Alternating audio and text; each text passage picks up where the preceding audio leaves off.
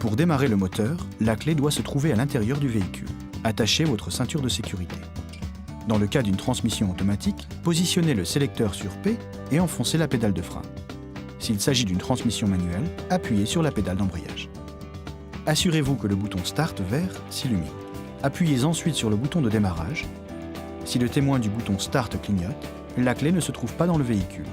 Dans le cas improbable où ce bouton continuerait de clignoter après vous être assuré de la présence de la clé, touchez le bouton avec la clé et démarrez le moteur. Une fois le moteur démarré, le témoin du bouton s'éteint. Si le témoin reste vert et clignote pendant 30 secondes environ, la pile de votre clé est faible. Dans ce cas, remplacez-la par une pile neuve avant que la clé ne soit inutilisable. Si le témoin vert du bouton de démarrage clignote et qu'un signal sonore retentit, c'est que le volant est encore verrouillé.